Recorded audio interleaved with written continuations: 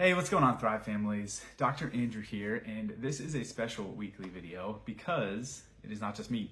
I'm joined by my wife, Laura, because we're not going to be talking about the latest research or science or things related to clinical care. We're going to talk about a personal routine that we have, our Black Friday date day coming up this week, and how it's been so impactful for us and how maybe you can adapt a version of that for your own family. So, Black Friday, for most people, looks like a big shopping and getting out of the house experience, and for us, it is very out of the house. You try to sneak in some shopping. It's the only way we've been able to make it work. It works. But the biggest piece of it is it's our time to reflect back on the year's ending, kind of assess where our family's at, and then look ahead, plan what's coming around the corner. And it's looked different every year, right? Because maybe we just had a baby, or we're super pregnant, or maybe you had a little gap and kids are kind of at an order phase. So it looks a little different exactly each year, but it's always one of our favorite days of the year. So why don't you walk through why Black Friday, kind of how we set up the day to make it a good one? So it wasn't even initially our idea on Black Friday. We heard about it from somebody else that they used for their own personal annual planning. And we really liked that idea because Black Friday always happens. It's always the day after Thanksgiving. You can predict when it happens.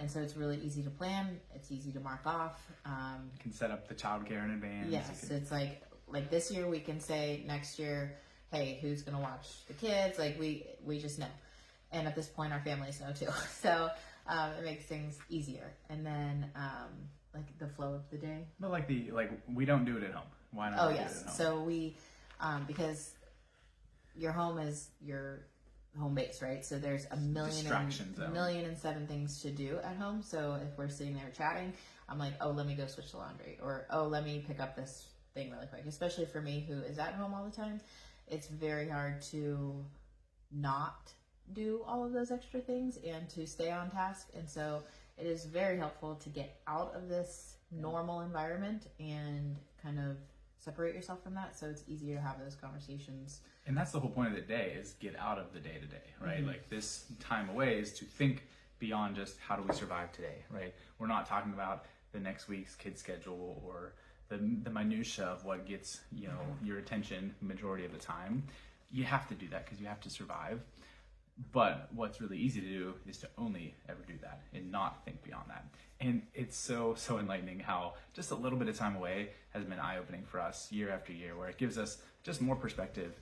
So you got to build those rhythms in. So you got to get out. We love going to Convive because Convive coffee is the best, and we love the vibe, love the atmosphere, love good coffee. So we'll get there, and then we start usually by reflecting back and assessing where we currently are. So we have a little tool, and we're going to link this here in the video, or we're going to email it out to Thrive later. We have a tool that we call Level 10 Life, or you might hear us refer to as our wheel assessment.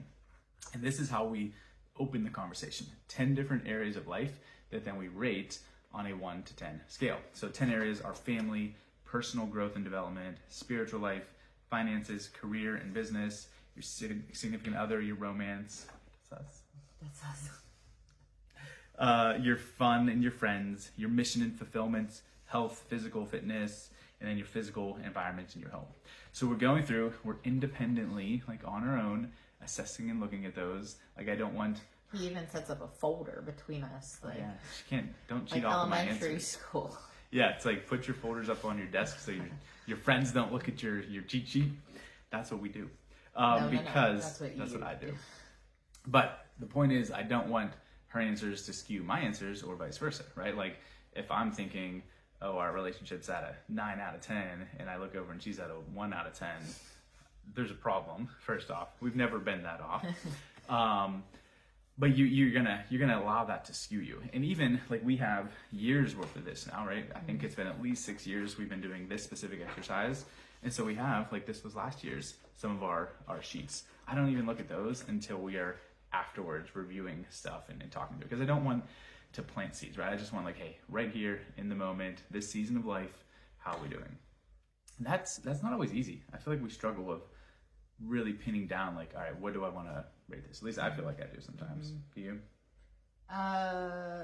Yeah, I guess it just depends on the category.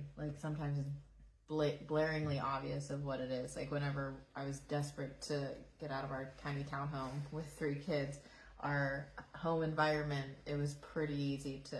It's gonna be a 1 not give every a 10. year. Every year. So yeah, just depends on the category. Which was interesting though, as a side note, like some of the takeaways from this, the year before we'd even moved, but the fall leading up to the spring when we had started looking for houses, we were at a point where, okay, that's finally gonna happen. We didn't have a move-in date, we didn't even have a house picked out, but her rating massively changed when we were in the same stinking house because her perspective changed, her mindset changed, the light at the end of the tunnel was different. So that's a little side lesson. But anyway, so that is our starting point, is assess life. Like I said, we'll send that resource out, use it as we do, or make up your own categories. Like we tweaked some of the ones that I had seen other people use. I don't honestly perfectly remember where I came up with this. I think I might have got it from a book called Miracle Morning, but we've tweaked those ones to make them really match what our values are. And then we talk about one, where are we different, right? Is there major gaps? Like, was she at an 8 for a relationship and I was at a 1 or whatever? And then really the key is, what does a level 10 look like for each of those areas, right? Like, what would it look like for a 10 out of 10 for your physical health? Or what would it look like for a 10 out of 10 for our family life? And where are we missing the mark? That, I think, is where, honestly, the whole exercise is just a conversation starter. And it leads to a lot of side trails and rabbit trails, but in a good way. Yeah. It's beyond what you would just typically talk about at the end of a long day. Filling in on what things the kids did. Not just catching up. Yeah. And I think the key is intentionality, right? It sparks intentional conversations and not just, like I said, going through the day-to-day rut of what's keeping everybody alive. And that's kind of your big takeaway here. Whether you want to use any of these resources or not, you've got to be intentional about your life. Life is going to keep flying by whether or not you take action on it. If you want to shape it the way that you want it to end up, you got to put energy into that. So we talked through what does level 10 look like. And I think we've drifted away from the first couple years doing this. It would end up with like a list of 10 goals, basically. What does that look like now? Like, how has that changed? So we don't really do goals. I mean, we might do little goals of like, oh, I want to start this fitness program, or I want to read this many books this year. But none of these things are new things. They're all just tweaks to habits we already have created, or habits that we've started but haven't fully immersed ourselves into yet. And so like a new fitness program doesn't mean, oh, we're just going to hit the gym for the first time ever in our life. So I don't like the idea of like New Year's resolutions, because it's not new. It's just honing in a little bit more on the habits that are important to us and want to really get into. Because coming up with a amazing goal isn't really that hard, right? Like, it doesn't take a whole lot of conversations and digging into it.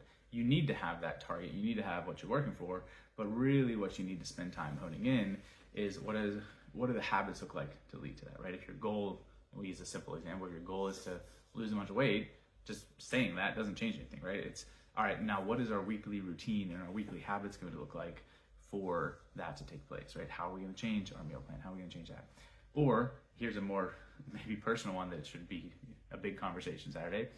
If our goal is to have an awesome relationship and we are never going on date nights and have no plans to, not going to go well, right? That's what we're extra excited for this year, because we've had a couple times recently where we've had plans that have fallen through, or childcare issues or whatever. We haven't really had date night time together since our anniversary in July. So it's been too long. So we're ready for a day away. But that is something that we should talk about, is how do we make sure we spend time together before next July. So you guys can hold us accountable to that and check back in, see if we have date night plans. Or if any of you are willing to volunteer as childcare. That's it. Grandparents listening, please, let's talk. So that is the takeaway, guys, is don't just end this with some lofty goals. End this with, how does this change our habits? And really what it usually looks like for us is your weekly routine, right? Build out what your ideal week looks like. When are the workouts? When are the date nights? When are the family times?